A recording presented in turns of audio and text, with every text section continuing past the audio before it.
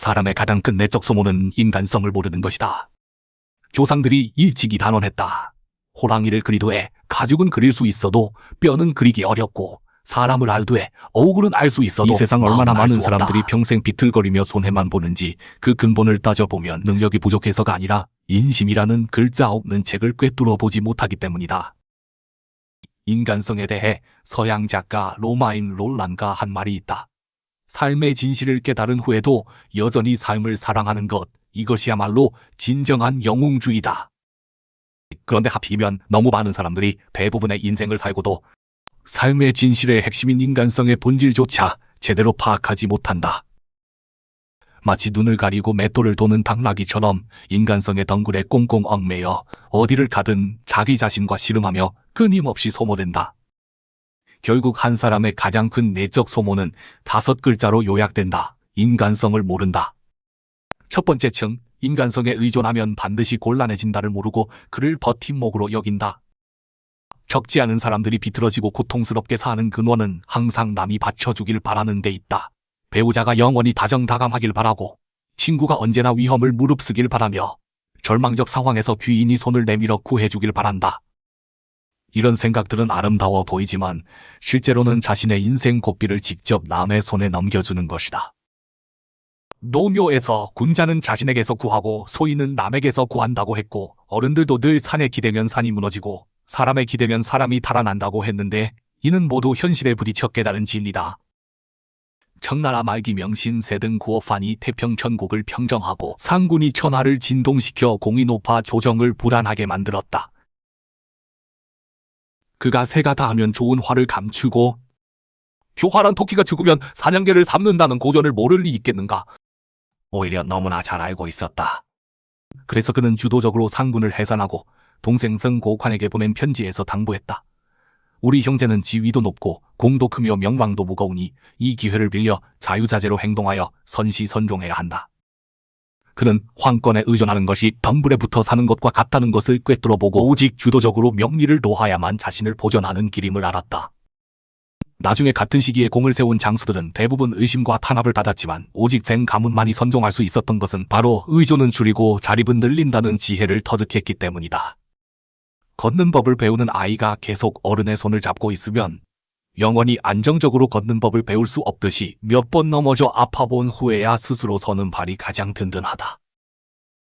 인간성 중 아무도 당신의 영원한 버팀목이 될 수 없다는 진실을 깨닫는 것이 내적 소모를 멈추는 첫 번째 단계다. 그때부터 넘어지지도 않고 의지할 수 있는 자기 자신만을 믿게 된다. 두 번째 층, 인간성에 강한 것을 동경하는 것은 본능임을 모르고 약할 때 비로소 세태의 차가움을 안다. 가슴 아픈 현실이 하나 있다. 당신이 약할 때 나쁜 사람이 가장 많다. 이는 세상이 갑자기 얼굴을 바꾼 게 아니라 인간성이 원래 그런 것이다. 약자를 동정하는 것은 순간적인 감동이지만 강자를 따르는 것이 오래가는 선택이다. 북송의 정강의 치옥에서 송후이송, 송친송 두 황제가 포로가 되어 금나라 사람들에게 온갖 굴욕을 당했다. 금나라 사람들이 갑자기 잔혹해진 게 아니라 오랫동안 쇠약해진 대송이 강적의 눈에는 이미 도살당할 양이었던 것이다. 유에페이 칸시총 등의 명장들이 부대를 이끌고 방역하여 산을 흔드는 것은 쉬워도 유해가군을 흔드는 것은 어렵다는 위풍을 보여주고 나서야 금나라 사람들이 경시하는 태도를 거두고 경외심을 드러냈다. 이것이 인간성의 진실이다. 당신이 강하면 세상이 당신에게 화한 월색이고 당신이 약하면 바람과 비까지도 감히 당신에게 쏟아진다. 사기화시결전 내에서 이미 이 점을 꿰뚫어 말했다. 천하가 들썩들썩하는 것은 모두 이익을 위해 오는 것이고 천하가 막자지껄한 것은 모두 이익을 위해 가는 것이다. 사람들이 강자주의에 모이려 하는 것은 본질적으로 강자가 더 안정적인 가치와 안전감을 가져다 줄 수 있기 때문이다. 사자무리가 영원히 가장 강한 수사자를 따르는 것처럼 이는 뼛속에 새겨진 생존의 지혜다. 깊은 산속 부자에게는 먼 친척이 찾아오고 번화가의 가난뱅이는 아무도 찾지 않는다는데 세태가 차갑다고 원망하기보다는 내적 소모하는 에너지로 자신을 갈고 닦는 게 낫다. 당신이 양에서 사자로 변하면 자연히 주변에 좋은 사람들이 점점 많아지는 걸 발견하게 된다. 세상이 변한 게 아니라 당신의 위치와 실력이 다른 인심을 불러온 것이다.